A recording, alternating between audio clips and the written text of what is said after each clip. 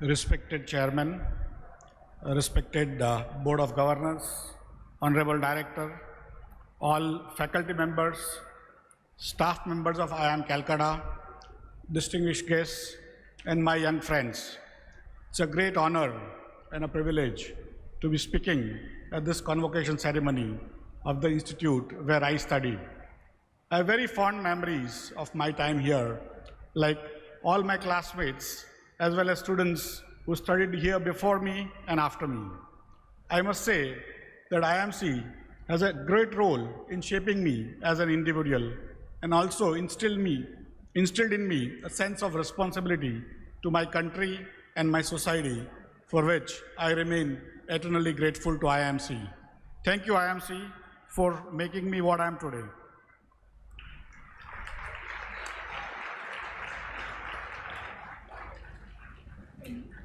IMC is the oldest management institution of higher learning set up in the country.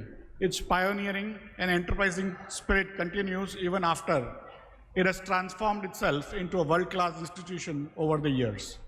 Since its inception, IMC has developed many linkages and won many accolades. I want to bring you one more recently acquired trait that it has developed. It has created an intimate relationship with the legacy of the father of nation, Mahatma Gandhi, which many of us are not aware of. Our chairman of Board of Governors, Sri Krishna Kulkarni, is the real, in quote, real great grandson of Mahatma Gandhi.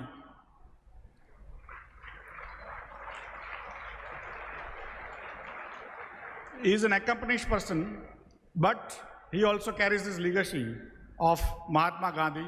So I think give him a big hand that he decided to join here as a chairman. My congratulations to the families of all the graduating students who, through exemplary hard work, encouragement and sacrifice, motivated the graduates to first join IMC and then supported them through their journey here. You are lucky to have studied in such a wonderful surrounding.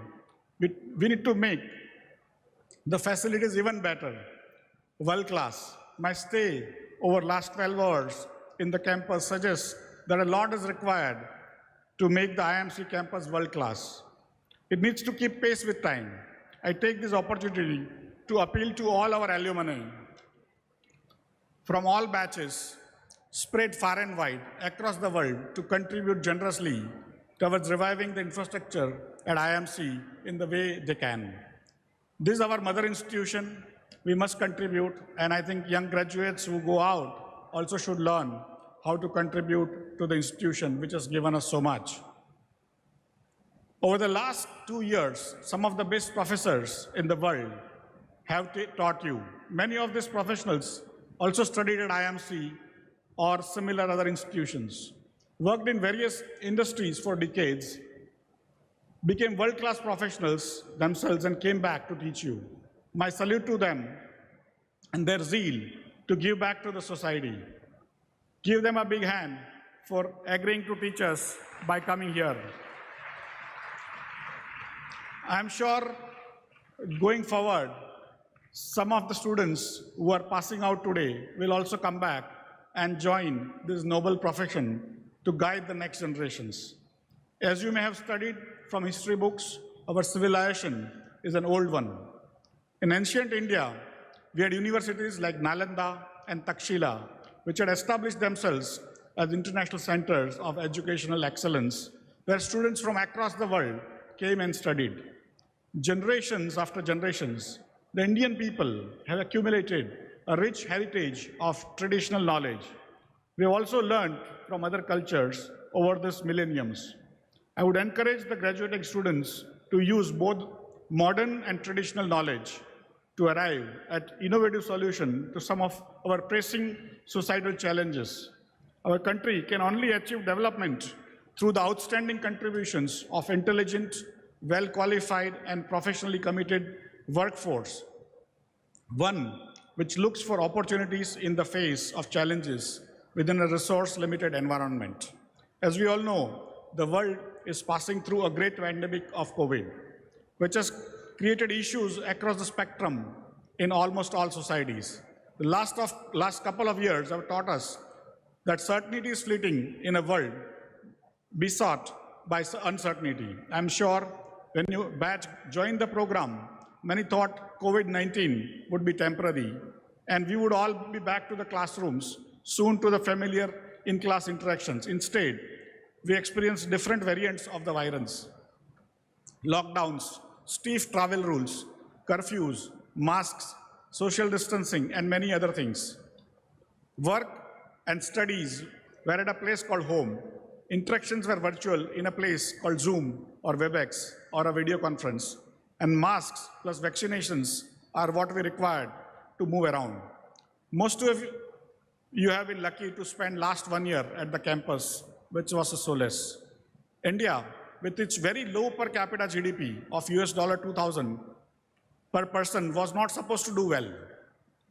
Despite all the dire predictions by experts from abroad and from within, India has done well as compared to many, many other countries, including countries with 10, 20, 30, 40 times per capita income compared to India. That is not to say that all of us have not suffered troubles. If you look at the number of infections per million or number of deaths per million, India is ranking somewhere close to 120 out of 224 territories being monitored by worldometers.org for COVID. Some of the better managed countries or some of the richer countries like US or UK are in top 20 or 25 in number of infections per million and number of fatalities per million. India is in the bottom half, and that tells you, as a society, we have done well compared to the rest of the world. In addition, we also governed ourselves well during the COVID period. In some ways, we have contributed positively to the world during these stressful times. During the same period, we also fought a small but unnecessary aggression by our neighbor on northeast borders on our own. Nobody stood with us. It is almost forgotten as it sounds too distant now. However, we need to be thankful to our government for providing us with all the facilities within the limitations they had and providing us the vaccines, the medicines and everything else. Providing free ration to 80 crore people over the duration of COVID and even now has been an unbelievably mammoth task that has not been recognized by us or by the world. The free ration distribution was necessitated as many people couldn't go to work for long periods due to various waves of deadly coronavirus. Despite our rapid growth in recent decades, we still have a large number of people who have very little savings that can help them tide over rough times like this. The scheme of free ration, known as Pradhan Mantri Garib Kalyan Anna Yojana, has saved poor Indian citizens from anarchy and misery, which we see manifest in other countries, including China, in recent videos. The number of people who have been provided free food over 2 years is more than the population of European continent, entire Europe, or North American continent, entire America, Mexico and Canada, or all South American countries. In fact, India has been providing free ration to the size of population larger than all the continents other than Asia and Africa. We should be proud as Indian citizens for this humanitarian aid to our poor brethren. It is true, social security to vulnerable irrespective of the region, religion, caste, creed, language, and any other seeming divisions that try to pull us apart even today. In comparison, the 2020 Nobel Peace Prize recipient, UN World Food Programme, provided assistance, partial assistance, not full assistance, to 11.55 crore people compared to India's 80 crore people, approximately 14% of what India is supporting today in 2020, 2021, and 2022. Does it mean that Nobel Peace Prize Committee will seriously look at the Indian Prime Minister, Mr. Narendra Modi, and Indian government's humanitarian achievement for awarding Nobel Peace Prize? It remains to be seen. Vaccination drive, automated and free for such huge population of close to 140 crore is another achievement we now take for granted. Who had even thought that this would be possible on the same date last year? More than 100 crore people have been administered at least one dose by now, and more than 85 crore people are fully vaccinated. How did this happen? Automatically, or someone worked for it? Should we be thankful to the people who got it done? In my opinion, we must be thankful. Some teams developed the vaccines and manufactured them.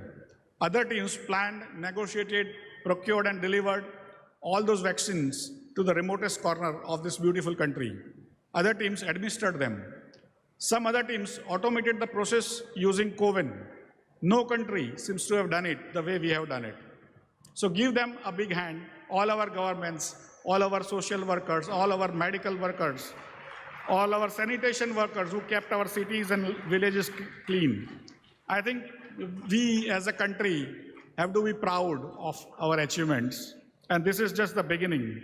Nobody in their wildest dream could have even thought that India will fight like this. Many a times, after looking at this, I say that either West is not as rich as we think it is, or we are not as poor as what we think we are. So you are rich, you are at least mentally rich, you are a good team. We need to be thankful to all our politicians and governments at all levels. We continue to blame them, but this time they rose to the task. Our Prime Minister, the leadership at states as well as municipalities, panchayats, civil society organizations, and everyone associated. We have to be grateful to our scientists, our pharma industry, our medical fraternity, our sanitation workers, railway employees, who are even now trying to deliver coal to every power plant as we are talking. At the same time, India has been able to run its IT and business process systems for some of the largest corporations, government, and hospitals in the world. We did well ourselves, but we also ran the world ourselves. Nobody would have thought that after first 70 days of lockdown, India's BPO and software industry would be able to provide uninterrupted services to their customers across the world. Some of the largest banks and their ATMs, some of the largest retailers, takeaway restaurants across the world ran smoothly due to commitment and enterprise of Indian employees. So when you join workforce from tomorrow, you have to remember that we not only won the battle of COVID for ourselves, but we also won it for the world. That is where I believe India has scored, and India's importance to the world has come up several notches in the minds of policymakers everywhere. You will be the beneficiary of this achievement in years to come. My heartiest congratulations to the governments, corporates, and citizens who have, despite all odds, worked hard to keep their enthusiasm alive and ensured that they serve not only India, but the rest of the world. This is true spirit of Atmanirbhar Bharat. Having said that, these are perhaps your last few minutes officially at IIM Calcutta, and I think all of you want to go and enjoy. So I will not be spending much time giving you advice, but I had written a large, long speech. I'll try to skip some of them. And one of the issues when I was coming out of IMC, I had questions about what will happen to me. Many of you still might have those questions. How will the big bad world treat me? Will I shine or not? Will I make a lot of money? Will I become famous? Will I have a comfortable life? Will I be able to fulfill the expectations of my parents, my family, and my friends? How will I get into the right company? Or have I got into the right company? If I got a job, did I select the right specialization? Will it continue to forever, or do I need to learn newer skills going forward? Have my friends got better job than me? And many such questions that come to our mind or will continue to come to your mind as you join the workforce. I would like to share with you some of the guiding principles that I have derived for myself. Is first, to be grateful. Be grateful to everything around you. You are alive itself is a pleasure, and be grateful to everything that happens to you. That will just add so much value to your life. Learn to be grateful. Don't carry your ego, your IMC degree in your head every day. You are important, you are bright, you are a winner, but you don't have to show it. The second part is to be responsible. It's important to earn a lot of money, but also be responsible and deliver what you are counted for.